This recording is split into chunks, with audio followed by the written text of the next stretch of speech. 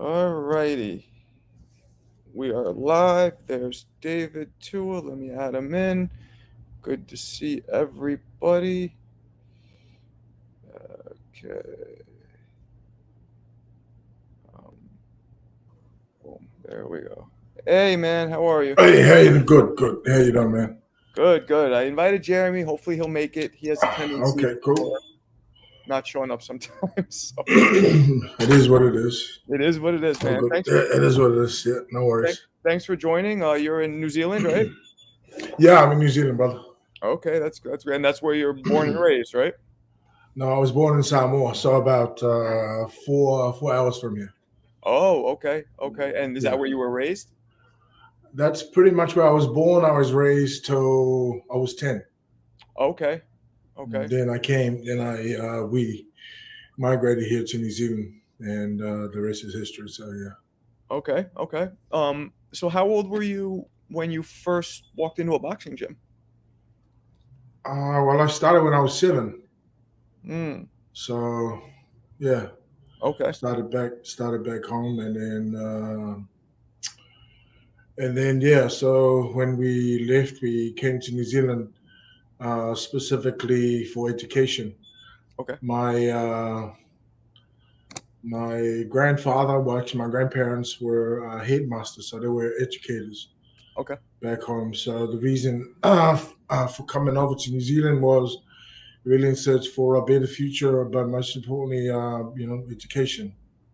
okay. But then other things led to another, and got myself into, I suppose, what normal young ones go through. You experience life through different things you get up to. Certain things are no good, but such is life. But I suppose that's pretty much where the boxing side came in. Okay. Okay. Yeah. So So, how old were you when you had your first amateur fight? I my first fight was 7. I fought Oh, wow. back home when I was 7, so I lost that fight. But yeah, it was a crazy experience because all I've ever wanted as a young kid was to be a typical young kid. But I felt pressured through the love that my father had of boxing. So he thought maybe the best thing was to teach us self defense, most importantly, and then his love developed because he saw something that was different in me. So yeah, Oh, so because you have how many siblings do you have? there's 8 of us. Okay. And So how there's many four boys and 4 girls. So and yeah. how Mhm. many of those siblings boxed as well, if any?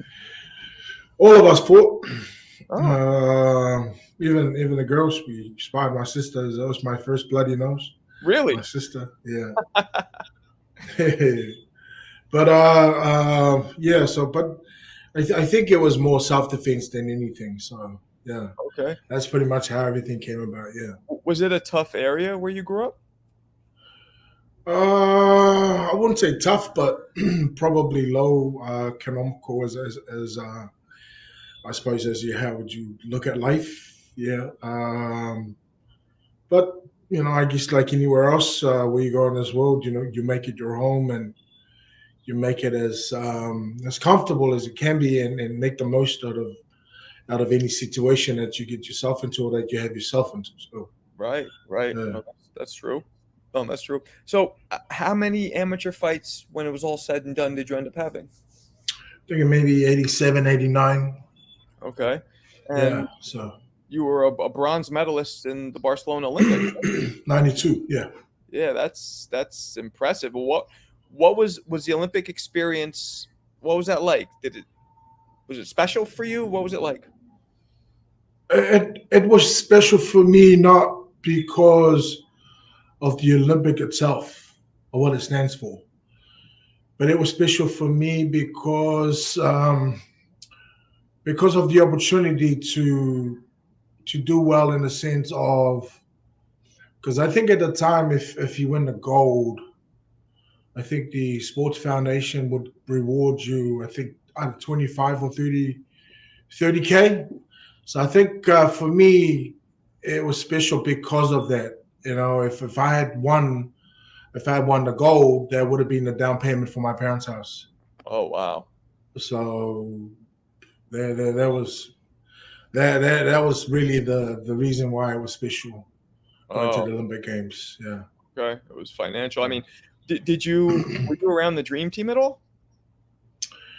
I was actually given some tickets to go watch them, but it was there that I met Luduva, the gentleman Luduva, Sure. and Pernell Whitaker and the rest of the crew. Because when I'd lost the semis, I was heartbroken because I wasn't able to achieve that goal for my mom. Oh. Pretty much promised her, hey, I'll win the gold so I can get you to the house. Mm, So as heartbroken as I was given tickets to go watch the Dream Team. I forgot what team they played, and then I met Luduva on that train. Now instead of going to watch the game, I turned around and went back to the village and called my mom. And I said, Mom, remember when I said that God works in mysterious ways? Certainly, I'm in Luduva, and he wants me to come to the states and turn pro. So oh. the rest is history. So yeah, Well, an interesting fact. I don't know if a lot of people know, but the finals uh, was against David Izon in the Olympics, correct? yes, that's right. Okay, so Yeah. you lost that fight, but as everybody Mm. knows, as a professional, Mm. you beat him. Did that victory over him as a professional mean even more because of the amateur history? Yeah, respectfully, it was more payback. so yeah, it's like all the memories of the Olympic Games will creep in, and yeah, it almost seems like it was the Olympic Games all over again. But the difference, no shirts, no head gears, and smaller gloves, and more rounds. Mm, And at that time, I guess I was growing to I guess up and coming athlete, and everything was changed. Where in New Zealand, you did the best you could, and with limited support, I did the best I could. But in the states, you're provided with the best. And when that opportunity came around to fight him again, I think I was more than ready. yeah, I mean, so as an Mm. amateur, were you knocking people out? I think so. Yeah. It was one of those things. I think it was more of daredevil than anything. I'd love I'd love the challenge, or I love when people sort of dare you, say, hey, you can't knock that guy out. It was sort of like a fuel to the fire. Mm, It was sort of a situation, but I think the love developed because I knew that I was decent at boxing, and I knew that I could fight, and I knew, hey, this could be a way out in regards to helping my parents. See, the thing was, I was very, very humbled and very privileged to be born into a privileged life back in Samoa. okay. My parents had a convenience store, Oh, had the only car in the village. okay. There was no struggle. But regardless of being born into a privileged life, my parents or our parents made sure that we knew the value of hard work. The importance of hard work. And I guess for them, that was the reason for moving over, because there was no guarantee that we'll be okay. Right, That if things, if both of them move on to the next life, that will be okay. And here in New Zealand, it provided more opportunities. Where right, if you do well in sport, then that can become a career, and that can lead you to something better in your life. And you do well in school, certainly it'll be the same thing. right, So growing up in New Zealand, even though I was growing up in low socioeconomic places, it didn't change anything because I didn't see any difference. I only saw opportunities. Let's put it that way. Yeah, I only saw opportunities, and opportunity is what you're made of. right. Yeah, Absolutely. So yeah, you were very family oriented. It seems like yeah. Love yeah, my family, absolutely. Yeah. that's great. So how tall are you? I'm like 5'10", 5'10", and 5'10". you were an heavyweight champion Yes. at 15 years old, right? In Yeah, in right. New Zealand. Yeah, yeah. So, what age did you grow into being a heavyweight? Because that's you're a big dude. I um I think I started maybe at light heavyweight, or I mean light middle, and then every year I think I piled up because I was lean. I was lean. I've always been lean when I was in school. I had abs, had everything, and they're coming back now. But I think I was fighting light heavyweight before I became a heavyweight. And the night before the nationals, for the very first time in my career, I was trying to make weight. I was trying to make light heavyweight limit, and the thing was, I shouldn't have stayed up late, because I stayed up late. I was hungry. I was like, Uh, man, and of course, I fell into the trap, and I started justifying things before I ate. I said, "Oh, cool. I wake up early in the morning. I'll put on my sweatsuit. Or I'll go for a run, and I'll make weight. And all good." So I worked it out first. So I started eating. Man, I was enjoying it. I was enjoying this food, this Samoan, this typical Samoan, beautiful food, and the food would be hard to digest the next day. And then when I woke up and went to sleep, and my tummy was happy, my mind was happy, and when I woke up, it was like 8 o'clock. I was like, no way, man. uh, So long story short, I started justifying again. Cool, that's all right. I know that I've got an hour to lose the weight, so all good. So then I got to where the weigh-in was, got on the scale, and then the coach goes, "Man, what happened?" I was like, "Man, there's got to be something wrong with the scale." So I started sucking in my stomach. I was like, check it again, man, check it again." And I said, "Nah, man, it's still the same, man." And then the guy says, "Okay, cool. You better get off the scale. Better go for a run." So then I don't like running. I love fighting, but I don't like riding. I don't yeah, like training. yeah, me neither. So then once I was sort of out of sight, you know, um, um, from the trainers, once they couldn't see me, man, I started walking, man. I started walking, and then whilst everyone was trying to make weight, we're running. Man, I sat under the tree, man. I was sitting under the tree. I'm just relaxing, and I waited until everybody came back. When everybody came back, I sort of ran after them, right behind them. And then we got to the where the weigh was, and I realized I wasn't sweating. And I was like, man, I'm not even sweating. So I looked around for a tap, and then I found it, right? And I poured water all over myself, and then I was going upstairs, everybody getting off the scale, they made weight, and then they saw me and goes, "Hurry up, man. Your time is almost up." I was like, "All right, man, okay, cool, man. I've got it." I was pretending, I was like huffing and puffing. Man, I'm gonna make this weight, man. I'm gonna make this weight. I got on the scale. I was heavier. I got on the scale. I was heavier. And the guy goes, "Man, you're a fat boy, man." I was like, "Nah, man.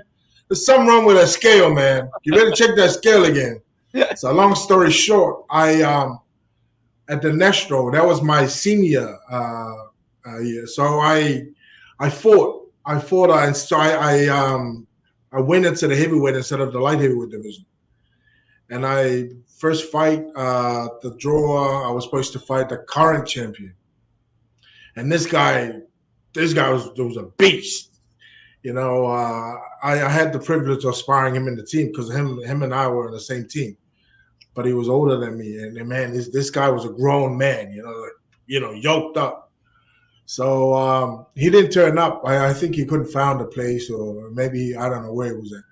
Wow. So I ended up fighting another guy. Now the other guy, he people were worried for me because this guy has been knocking out people all. I mean, every time I went to see, this guy was putting everyone to sleep. Mm. I mean, he was tall, he was lanky, guy could fight. All he did a lot of was just put a jab out there and he hit you with the right hand, and that was it. So I knew what I was up against, and he was trained by a very very very good trainer, Hmm. an old timer, Jerry Person. So he had a few other guys that had done really really well, like Jimmy Thunder and whatnot. Oh, So right. I knew, yeah. So I knew that I'd be up against a really good fighter, and I respect a really good fighter. So like the guy that actually fought was what's his name again? Meehan. Mina. Meehan. Yeah, he Yeah, fought. yeah, He yeah. fought for. Tall guy. Yeah, Yeah. yeah, yeah. So yeah, I came out and I rolled under his lift jab and I hit him with a hook and he went down. So, So so I met Jeremy. We were both living in Kevin Rooney's house, right? We were learning that peekaboo style. right. Why did you never try and learn that style? Because I felt like that would have been really good for you. Or do you not agree with that? I don't know. My dad was at that time, before the Olympic Games and before I came over to, dad was heavily involved with his family back in the islands. So he Okay. was doing a lot of traveling, and I sort of never had to spend time with him. But he was the one that actually critiqued me a lot when I would come home, and because he was messing on the jab, how important to have a good jab, and how important it is to move your head, and how important it is to get in the range. Mm-hmm. When you're fighting big guys. But it wasn't a thing that I never wanted to get into. Maybe I didn't have anyone um, that were going to teach me that would help me to do that. So Oh, okay. yeah, yeah. Yeah. Okay. So at how old are you when you turned pro? I think I was 18, 19. 18, 19. Okay. And then Yeah, this is you had been signed at this point with Duva. Duval. Yeah, Duval. Yeah. Okay. Okay. And you, I think your introduction, if I'm not mistaken, to the world was when you fought John Ruiz. I would say, would you agree with that? That was maybe the first really impressive performance where the world kind of saw you. Yeah, I think it was probably, the on Prime TV. I guess I may pay per view, or I guess Prime TV. I think HBO. I mean, but it was And also it was also how you ended the fight, because nobody mm, before you or since you, I don't think ever knocked mm. out Ruiz like that. Yeah, it was an honor and it was a privilege to be given an opportunity. Share the ring with Johnny, and I'm just glad that things worked out well for me that night, because sometimes people don't really know what goes behind the scenes, especially in training camp. There's so many things that can go through, or that can go wrong, or can go good for you. And in that camp with Johnny, the John Ruiz fight, I actually had my left elbow at fracture. I had Oh, I had bone fracture, hairline fracture, and the doctor said to me, "You can't fight." oh And I wow. said, "Well, what do you mean?" He said, "Because you got hairline fracture. You make impact. And that's it. That's it. It's done." And Lou looks at me, and I said, "No, I'm fighting." Because the reason why I wanted to fight, it wasn't only just because it was an opportunity to fight someone like Johnny, but it was about the belt. It was about the belt. So at the nationals, in the amateurs. So it was actually the first time that I've seen these trophies, and one of these trophies that stood out for me was the belt, Mm, and this massive belt, right? And they were all being displayed, and I loved it. And I'm like, man, that must be for the heavyweights because it's the biggest belt there. right. And then my trainer, I said to the trainer, I said, the trainer at the time, I said, Cameron Talk. I said, hey, coach, what's that belt? He goes, what do you think? I said, heavyweight. He goes, yeah, that's right. So he lied to me, right? And I said, oh, cool, man. I said, if you win that, they're gonna give you that belt. I was like, oh yeah. So I've been looking for it. So long story short, when I won the title, they actually gave us the trophy, in the ring. Now what they gave me was the medal, the certificate, and the shield, the shield. Right. And I'm looking and I'm like, I'm not playing rugby, man. I don't want that shield. Where? So I'm waiting. And then the ref came on and goes, what you waiting for? I said, I'm waiting for that belt. And the guy goes, what belt? I says, the big belt. He said, oh, no, that's for the most scientific. I'm like, what? Oh, Most scientific? Yeah, and that bummed me out, man. So when the opportunity came to fight for an actual bout. And yeah, of course it broke my heart when the doctor said, "No, you're not fighting because it's hairline fracture. You hit something and it'll break." Right. And then I said, "No, well, we got to do something." So then we went away, and Lou said, "What do you think?" He said, "No, I'm fighting."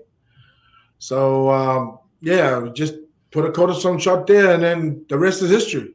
It is, man. Yeah, Yeah, yeah, that was impressive, and then after that, we talked about the David Izon fight, and then yeah, the fight after Izon, of note, is the Ibiabuchi fight, which yes.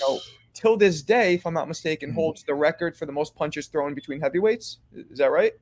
Yeah, that's not bad. I think we did it. I think me and Izon broke that record in the first time, And then you and Ike broke it after that, right? and then we did it again. Yeah, so What when you think about that Ibiabuchi fight, what comes to mind when you think about that fight? it's a sort of fight. It's the kind of fight, the type of fight that I love. Mm, When guys come to fight, they fight. They bring their best, and of course, the game is about hit the target, don't get hit, make him miss, and make him pay. I understand all that, but I think about the fans as well. You know, so I lift everything in the ring, knowing that if the fans go away and knowing that their money was worth coming to the fight, then then it was a good thing. I can sleep good. I can sleep well knowing that I gave it my best, but most importantly, the fans got what they came for. well, that's great. And why was there never a rematch? Was it because he went to prison, or did you try to get a rematch with him? I don't know. I don't know what happened. It was sad what had happened to him, and hope he comes out of it all right because I think I'm sure he's a good person. It's just sometimes we have certain demons in our lives that need to be sorted, and we move into life thinking that they've gone away, but unless we get the help we need for it, He, he, it's like that old saying, you don't know what you don't know. right. He's So I yeah, spoke with him briefly not too long ago. okay. He's trying to fight again, but there's still some legal problems, and Hmm. he's probably a little too old to be fighting, maybe, but I don't know. But he's trying. Yeah. Well, Um, hey, nothing wrong with trying, right? no, no, no, nothing wrong with trying at all. Yeah, yeah. So after him, Hmm. Oleg Maskayev, which Hmm. was, what do you when you think about the Oleg fight? Is there anything that stands out in your memory about that fight with him? A very, very technical fighter. To be honest, I I believe because now we're talking about my life and what actually goes through what had gone through my career, and Right. the only thing that pops into my mind when you talk about certain things is the fight that goes on in my life and the fight that happens outside of the ring, Mm, which are the most unfortunate, unfortunate fights for any fighters because they're the toughest, the most challenging, toughest fights. Because for me, in my personal life, uh, if you go into any fight knowing that you're in a happy space, for me, I need to be happy. Certain fighters said, "Oh, I got to be angry," but for me, it takes too much energy. When you're angry, and it doesn't last forever. So for me, I need to be happy. When you're happy, you're at your best. You do this, you do that, you do things that you never thought possible. right. So when I think about the Muskev fight, yeah, it was very very tough time, very challenging. But it's a sort of situations and certain fights that you can't explain to some people because even when they try to help, they really can't because they're not you. They don't Right. they don't walk the shoes that you Right. walk in every day. So you're going through But some personal shit during yeah, that fight. You're saying. absolutely, absolutely, yeah, Right. Right. Right. yeah. Okay. Okay. And then Mm. So Hasim Rahman's a good friend of mine. Right. And you gave him his first loss, and I remember calling Um, him after that fight, and he was right. just like, you know, I got hit after the bell. I know he didn't do it on purpose, but the ref should have gave me time. And then when I came out for the next round, I was still dizzy. Yeah. And like, what do you remember from fighting Hasim?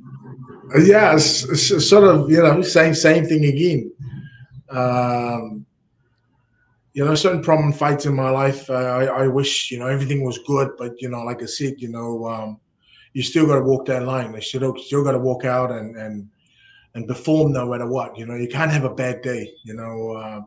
With boxing. So once again, it was another prominent good fight in my career, and none was ever. You don't intention anything bad to happen to anybody, and you don't plan it. When you throw punch, you throw punches with uh, the best you can, and hope that all goes well. And I guess as fighters, you hope that when the fight happens, finishes, that both fighters can go home with their health Right, to their families. So yeah. right, right, right. And you guys Mm, fought mm, twice. I think the second fight was mm. a draw, right? Yes, yes. And Mm. did you feel like you won that second fight? I was a it was a fight that I thought that could have gone either way, to be honest. Hmm. So yeah, that's how I saw it. It might have gone his way. You know, Um, the thing about you, right? And even talking to you now, I get this feeling. You seem like a great person. You seem at peace, but you were such a beast in that ring, and that that I think intimidated people in itself. You didn't have to talk shit. You didn't have to do any of that. no, You know what I no, mean? You just did all your talking in the ring, and I think yeah. that intimidated people more than somebody who talked. Well, it's my personality because sometimes for me it's that saying, what I do is not who I am. And I'm talking about referring to what I do in the ring. Even when I shook hand or shake hands with people, they try to break my hand. I'm like, hey man, I need my hand for work, man. Because they, I'm not one of those try to crush your hand and try to let you know I'm strong. But the thing is, for me, I've always been that way. I've been brought up in a beautiful, loving family, and outside of what we do, and when we're given responsibility to do something, you give it your all. Right. And it's the same thing that goes in that ring. I don't wish anything bad to happen to someone, but once I'm in there, my job is to respectfully to punish you and beat you up and Yeah. knock you out. Yeah. Yeah. So yeah. Yeah. I mean, did you always is the power something you worked on, or did it come natural as soon as you laced up the gloves? I was a bit of both. It's like the old saying: if you don't use it, you lose it. So you know, yeah, you gotta work at it. I don't practice anything, but this I know. I work hard, and part of that hard working that I go through, something good takes place. Yeah. Right. Right. Right. Right. Mm, Absolutely. Yeah. mm, Um. All right. So then, following the Rockman fight, there was the Lennox Lewis mm. fight. Now that I mean, what do you think about when you think about that fight? What comes to mind? What comes to mind? Just yeah, I think any time I don't make excuse. Anytime things doesn't go my way, I'm grateful. I'm thankful that get to go home with my health. Right. And then if I was to review it, I can look at certain things that how can I do better, and then look at what else that I need to do to improve. Because I think for me, the most challenging fights were outside of the ring, Right. and if I was to do it all over again, maybe I wouldn't necessarily have the challenges outside the ring. Because I think they were the probably the most toughest and challenge most. toughest challenges, most tough fights Outside the ring. because it's outside the ring. Because you can't hit back. Hey, you can't hit back. You can slip, you can move, but you know it's not going to go away. It'll be there. Mm, So look at the Lennox fight. I think a week before the fight, I got hurt on my ribs on my left side. It just felt like it was a freak accident because I replayed it over and over in my mind, and it just seemed like it was a Kodak moment in a sense where when I saw the punch coming and it paused before it hit, and even when it hit it felt like it was a slap. hmm But then when it was a slight delay, and then it just felt like something pierced on my side, and it restricted my breathing, and I couldn't breathe. Oh, Couldn't breathe. Yeah, it just felt like it felt like I couldn't breathe, and then yeah, it was the weirdest feeling. Went through X-ray, and they did all these ultrasounds and everything else, and it was just crazy that yeah, they said it was bruised. It was bruised, but nothing broken. So I hadn't trained for about a week, and we tried to do something just to feel it out and see how it felt before the fight. right. So going into that fight, I will have to say I wasn't 100% in regards to how I feel because it was almost sort of like you might have feel okay and all that, but in the back of your mind, you're not 100%. Right, right, right. Yeah, So yeah. that's. Did you think about canceling that fight when you got the rib injury? That would have been cool. That would have been cool. That would have. I think that would have been the best thing. Maybe postpone it. Hey, maybe postpone the fight. If I was to look back at it, but in situations and things that occur at certain times in your life, you can only look back and say, "Oh, I could have, I should have." But I guess the bright side of it all, I'm here. At least I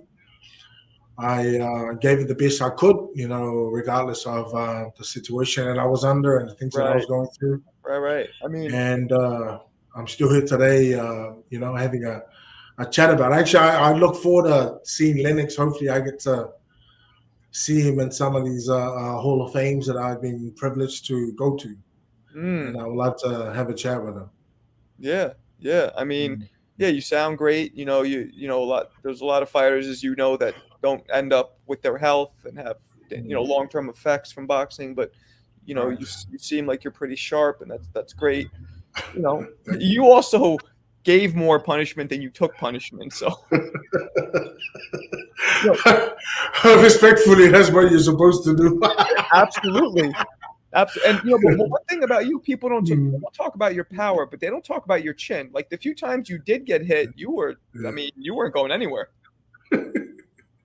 Yeah.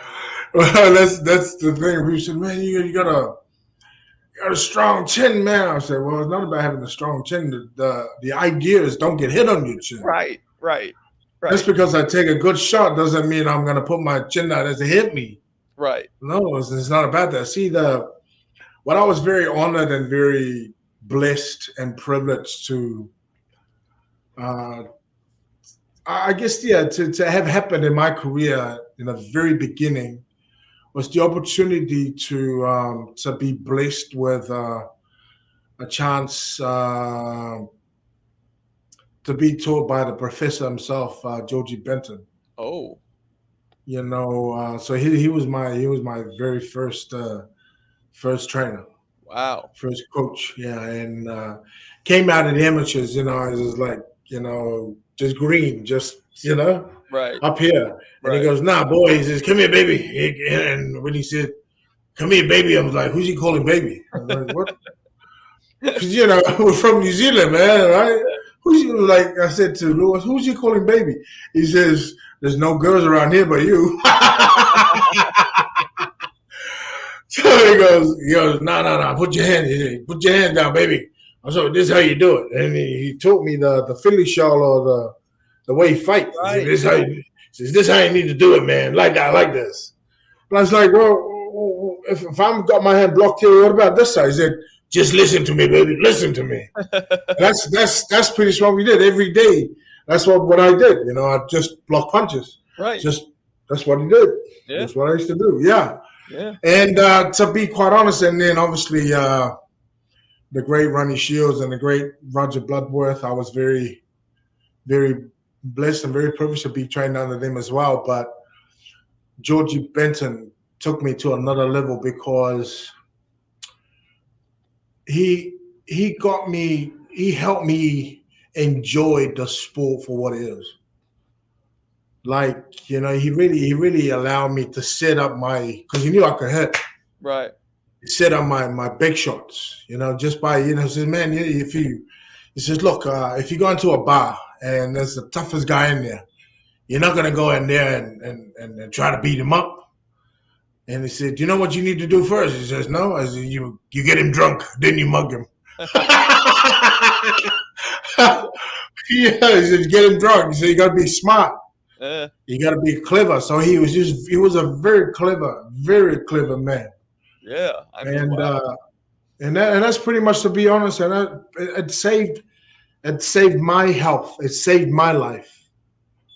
Being in the ring with some of these giants, because I stand next to some of these guys at some of the things that I've been very privileged to go to, and I stand next to them, and I'm like, man, you're a big man. Yeah. And then he goes, yeah, you knocked me out. I was like, wow, Yeah. this is crazy, Yeah.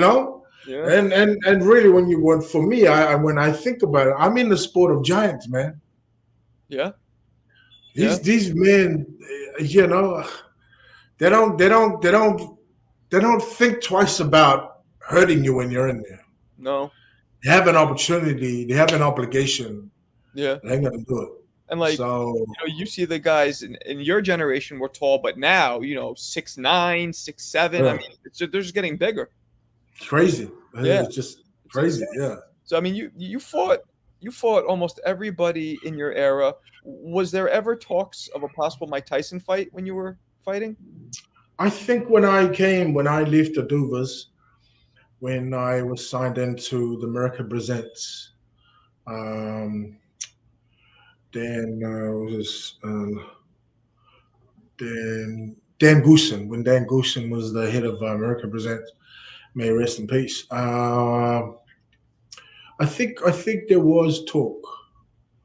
There was talk about a Mike Tyson fight, because I think he left the Don King, and I think he came over to the Showtimes at Right. that time. I think, yeah.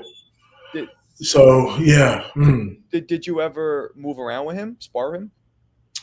No, I never did. Never did. I've seen him around, but I've seen him at the because I fought on his undercard when he fought. I think it was Olin Norris. Okay. I think, yeah. But no, never at all. Are there But I think one of the guys from back here that I fought actually came to spar with him in camp. I think in Phoenix, Arizona, when he was trained with a guy in Australia, Jeff Fennick. Yeah, Fennec. Yeah, I know Fennec. Yeah, yeah, yeah. Yeah. So yeah, Were there any big name fighters that you sparred with that some cool stories? Some legends or anybody that caliber? Just sparring though. I don't know.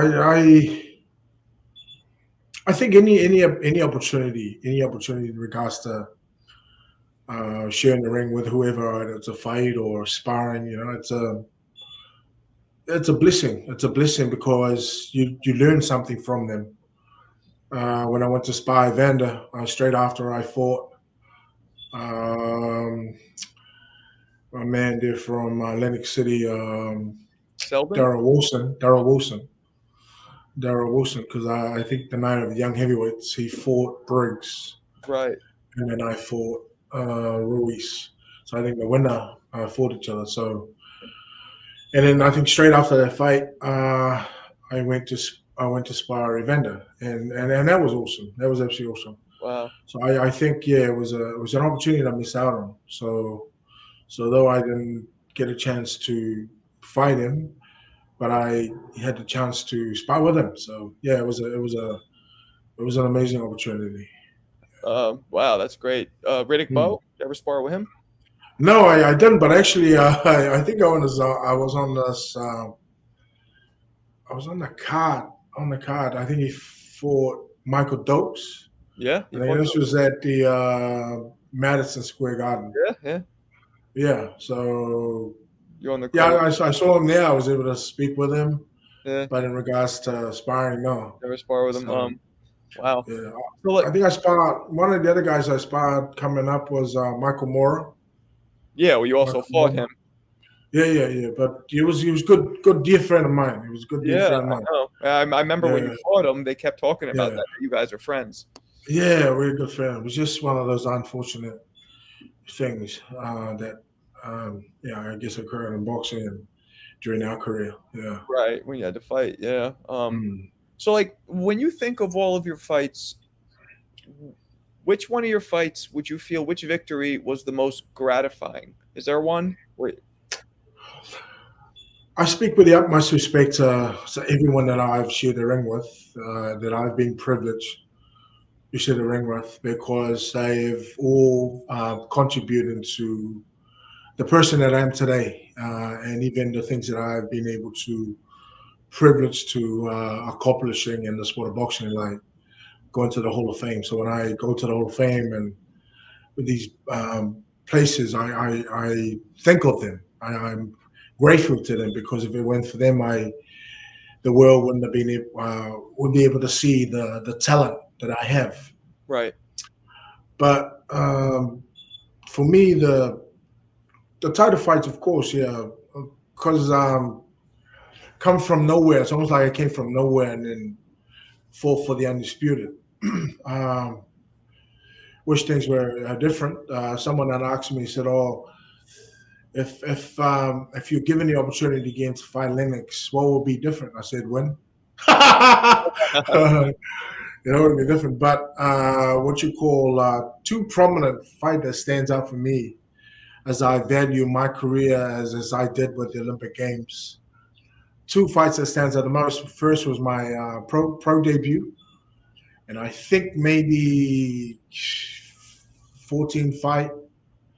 The reason why is because the first fight allowed me to put a down payment on the house, Mm. and the second fight, I forgot which one it was, allowed me to put the final payment on the house. Oh wow.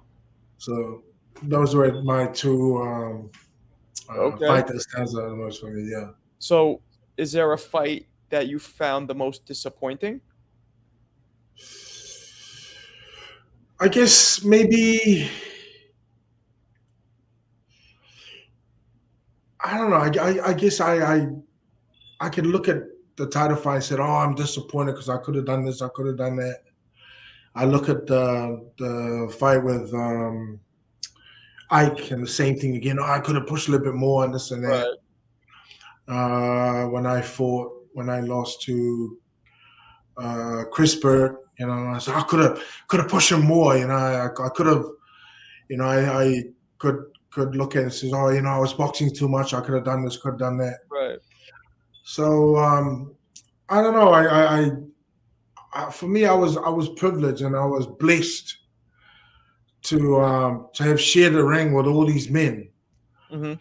Because every single one of them have taught me something about myself Mm. that I never knew exist. Wow. So, I can never look at it and says I was disappointed with that. Mm. Because all we look, if we're looking at just disappointments and certain things and winning, then we're really missing out on other things good, amazing things that have happened to ourselves. That's true. That's true. Yeah. Mm. Do you watch current boxing? Do you follow it? Do I watch? Current boxing. Do you follow current boxing? Uh, Not as often. Not as often. The reason why is because me and my darling wife have set up an amateur program, and this amateur program is different because it's teaching them about values of life. So boxing just happens to be part of what we do, but what's really important is the values, to become a good person. Okay. You know, you can become the champion of this and champion of that, and all the accolades that comes with it. But if you're not a decent person, doesn't for us it doesn't mean anything. That's true. That's true. So Well, yeah, I was going to ask you the big fight coming up, Spence versus yes, Crawford. yes. Who do you think's going to win? Like I said, I haven't been following much of boxing, but I see clips of the highlights from here and there. Um, Spence Spence looks like an old timer fighter. Yeah. And with some of the highlights that I see, Yeah. and very poised and then the other what's the other guy's name? Crawford. Crawford. Yeah. Yeah, he's very yeah, he's got good IQ of the game. Mm-hmm. Yeah. You know, so yeah, for me it's hard to say. The reason why it's hard to say is because I haven't been following as much. Right. Right. Right. So are you But going to watch that fight? definitely, I'm gonna watch it. Like any big fight that comes, I try to make time to watch it. Mm-hmm. But as far as following it, I haven't followed Right. boxing. Once I left, it's like the era of the sport has changed as well. Yeah. Yeah. Yeah. So that's probably why. Because it almost seems like the guys are fighting now. It seems like they've been quite busy, but when you really look at it, they really haven't been fighting anybody. They've been fighting the same guy like 3 4 times. Right. Hey, it always seems that way. So it seems like they've been fighting different people, but they really haven't. So Right.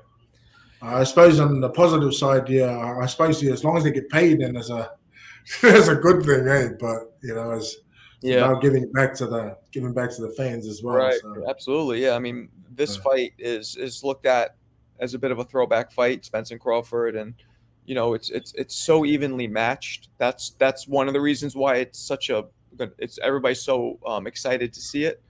Um, right. and both guys can knock you out at any moment, so Ooh, it throws that in too. wow. So everybody's super excited. It's like Hagler Hearns kind of thing going on. Right. Well, let me put you on the spot. So since you're a boxing man, so who you got your money on? I don't bet, but I don't bet. I don't want you to put your money on. All right? I don't want you to put your money. Who have you got who have you got in your books gonna win? You know, I don't. It's such an even fight that I can't really choose. But if I had to choose, Yeah, I there you would give go. a slight edge to Crawford.